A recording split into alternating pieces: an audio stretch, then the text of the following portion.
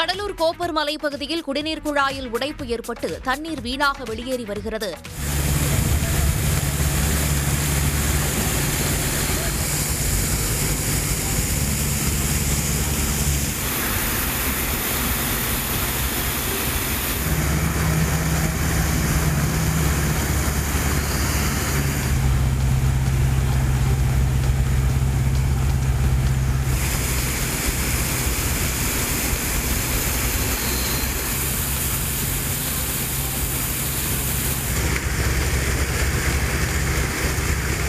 குடிநீர் குழாயில் உடைப்பு ஏற்படுவது தொடர்வதால் மாநகராட்சி அதிகாரிகள் உடனடியாக சீரமைப்பு பணிகளை மேற்கொள்ள கோரிக்கை எழுந்துள்ளது. ஈரோடு மாவட்டம் சத்தியமங்கலம் அருகே பன்னாரி சாலையில் பழுதாகி நின்ற லாரியில் இருந்த உருளைக்கிழங்குகளை காட்டு யானை ஒன்று ருசித்த காட்சி இணையத்தில் அதிகம் பகிரப்பட்டு வருகிறது.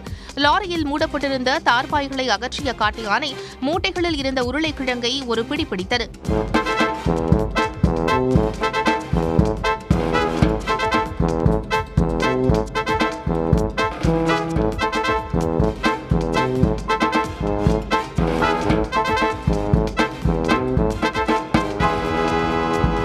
இதனை வழியாக சென்ற வாகன ஓட்டிகள் பலரும் தங்கள் செல்போன்களில் படம் பிடித்தனர். ஆவடியில் நகைக்கடை திறப்பு விழாவுக்கு வந்த நடிகை காஜல் அகர்வாலை காண ரசிகர்கள் அதிக அளவில் திரண்டனர். நிகழ்ச்சி முடியும் வரை காத்திருந்து அவருடன் ரசிகர்கள் செல்ஃபி எடுத்து உற்சாகமடைந்தனர்.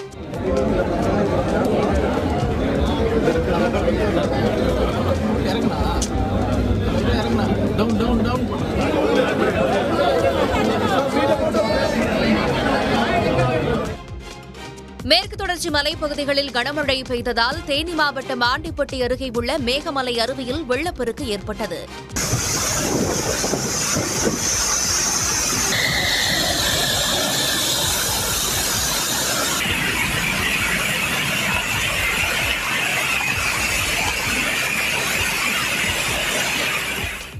காட்டாற்று வெள்ளம் போல தண்ணீர் கொட்டுவதால் சுற்றுலா பயணிகள் அருவியில் குளிக்க வனத்துறையினர் தடை விதித்துள்ளனர்.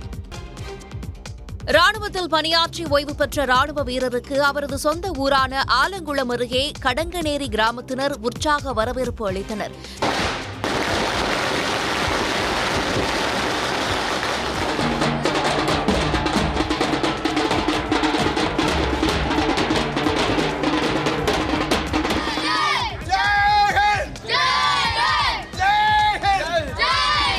கடங்கநேரி கிராமத்தை சேர்ந்த காளித்துறை இந்திய ராணுவத்தில் எல்லை பாதுகாப்பு படை வீரராக கடந்த 25 ஆண்டுகளாக பணியாற்றி ஓய்வு பெற்றார். காணொலி மூலம் பிரதமர் பங்கேற்ற நிகழ்ச்சியில் பீகார் முதல்வர் நிதிஷ்குமார் சுமார் 40 வினாடிகள் கைகளை கூப்பியபடி அமர்ந்திருந்தது சர்ச்சையாகியுள்ளது. கைகளை கூப்பியபடி புன்னகை செய்தது போன்ற செயல்களில் ஈடுபட்ட நிலையில் அவரது உடல்நிலை குறித்து எதிர்க்கட்சிகள் கேள்வி எழுப்பியுள்ளனர். बीपी मंडल यूनिवर्सिटी मधेपुरा में जयप्रकाश नारायण एक राशि उपलब्ध कराने का काम किया गया है. मैं आदरणीय प्रधानमंत्री जी को विशेष तौर पर धन्यवाद इसलिए भी देता हूं. இதற்கு முன்பு நிகழ்ச்சி ஒன்றில் தேசிய கீதம் இசைக்கப்பட்ட போது விளையாடியது மரக்கன்றை அதிகாரியின் தலையில் வைத்த நிகழ்வையும் எதிர்க்கட்சிகள் குறிப்பிட்டுள்ளனர். தமிழ்நாடு கேரளா எல்லைப் பகுதியான அட்டப்பாடி பவானி ஆற்றில் உடலில் காயத்துடன் உயிருக்கு போராடி வரும் யானையை இரு மாநில வனத்துறையினரும் கண்காணித்து வருகின்றனர்.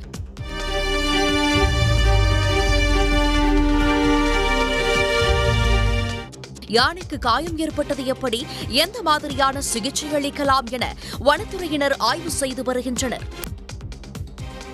கர்நாடக மாநிலம் பந்திப்பூரில் சுற்றுலா பயணிகள் சென்ற வாகனத்தை யானை ஒன்று ஆக்ரோஷத்துடன் துரத்திச் சென்றதால் பரபரப்பு ஏற்பட்டது.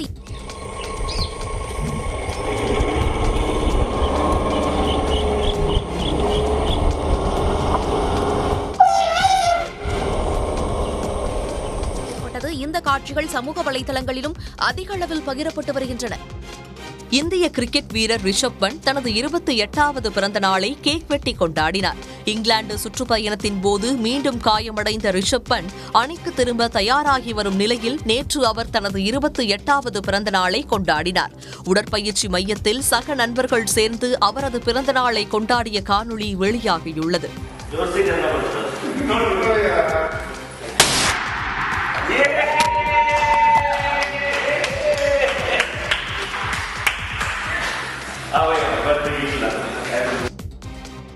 நெல்லையில் மாற்றுத்திறனாளி மாணவிகள் உட்பட 1200 பேர் தொடர்ந்து 4 மணி நேரத்திற்கு மேலாக சிலம்பம் சுற்றி சாதனை படைத்தனர். ஸ்டூடண்ட்ஸோட நேம் லிஸ்ட் கொண்டு வந்துட்டு நீங்க உங்களுடைய ஸ்டூடண்ட்ஸோட சர்டிபிகேட்ஸை மட்டும் பொறுமையா சுத்துங்க. உங்க ஸ்டாமினாவை நீங்க ரொம்ப வேஸ்ட் பண்ணாதீங்க.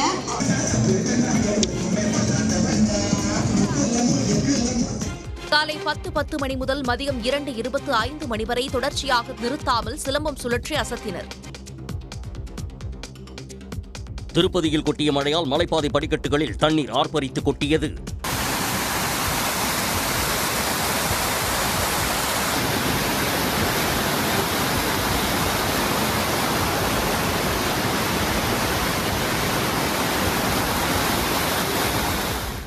மழையால் புரட்டாசி மாதம் 3ஆம் சனிக்கிழமையொட்டி திரண்ட பக்தர்கள் கடும் சிரமத்திற்கு ஆளாகினர்.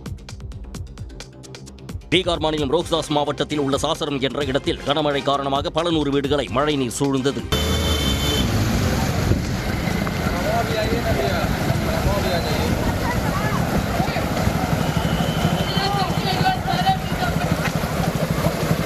பாட்னாவில் உள்ள மித்தாப்பூர் என்ற இடத்தில் பெய்த கனமழையால் சாலையிலேயே 6 போல் தண்ணீர் பெருக்கெடுத்தது.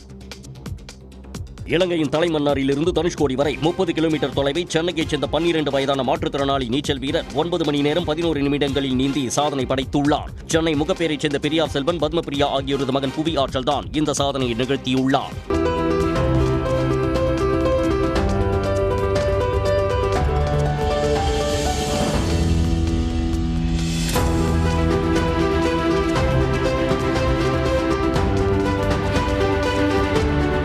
சாதனை சிறுவனுக்கு பல்வேறு தரப்பினரும் பாராட்டு மற்றும் வாழ்த்து தெரிவித்தனர். காரைக்காலில் பழமை வாய்ந்த புனித பிரான்சிஸ் அசிசியார் பேராலய ஆண்டு திருவிழாவில் தேர்பவனி கோலாகலமாக நடைபெற்றது. 3 நாள் திருவிழாவின் தொடக்க நிகழ்ச்சியாக புனித பிரான்சிஸ் அசிசியார் உருவம் வரைந்த புனித கொடி ஏற்றப்பட்டது. இதனைத் தொடர்ந்து முக்கிய நிகழ்ச்சியாக தேர்பவனி நடைபெற்றது.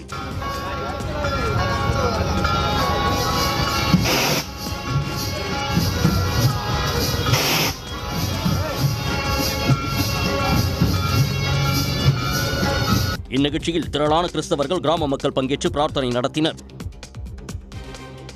தூத்துக்குடியில் தசரா திருவிழாவை முன்னிட்டு பாகம்பிரியால் உடனுரை சங்கர ராமேஸ்வரர் கோயில் முன்பு மாவிளக்கு ஊர்வலம் மற்றும் சப்பர பவனியில் விமர்சையாக நடைபெற்றது. மாநகரின் பல்வேறு பகுதிகளில் உள்ள கிராம தேவதைகளான மேலூர் பத்ரகாளியம்மன், முத்தாரம்மன், உச்சி மாகாளியம்மன், சண்முகபுரம் பத்ரகாளியம்மன் உள்ளிட்ட சாமிகள் எழுந்தருளி காட்சி தந்தனர்.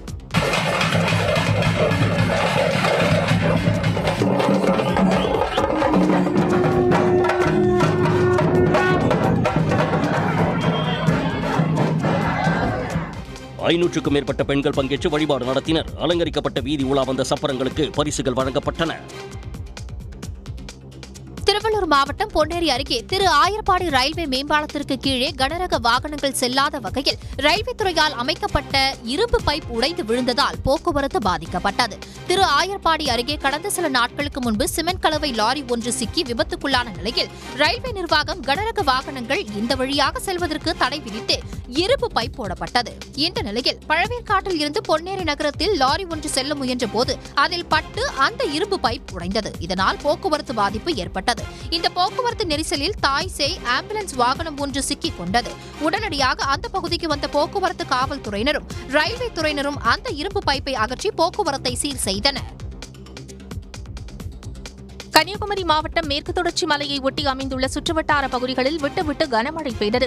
கீரிப்பாறை, காளிகேசம், வாழையத்து வயல் மற்றும் தடிக்காரக்கோணம் ஆகிய பகுதிகளில் கனமழை பெய்தது.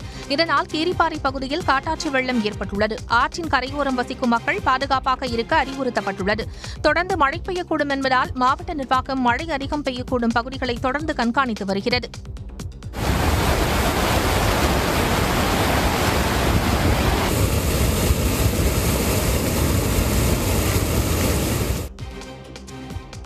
கொடைக்கானல் பேருந்து நிலையத்தில் உலா வந்த காட்டெருமைகளை கண்டு சுற்றுலா பயணிகள் அலறி அடித்துக் கொண்டு ஓடினர். வனப்பகுதியில் இருந்து காட்டெருமைகள் உணவை தேடி நகர்ப்பகுதிகள் மற்றும் குடியிருப்பு பகுதிக்குள் உலா வருகின்றன. இந்நிலையில் திடீரென நேற்றிரவு பேருந்து நிலையத்திற்குள் வந்த காட்டெருமையை கண்டு சுற்றுலா பயணிகள் பதற்றம் அடைந்தனர். இதில் காட்டெருமையை பார்த்துக் கொண்டிருந்த ஒருவர் பின்புறத்தில் வந்த மற்றொரு காட்டெருமையை கண்டு அலறி அடித்துக் கொண்டு ஓடினார்.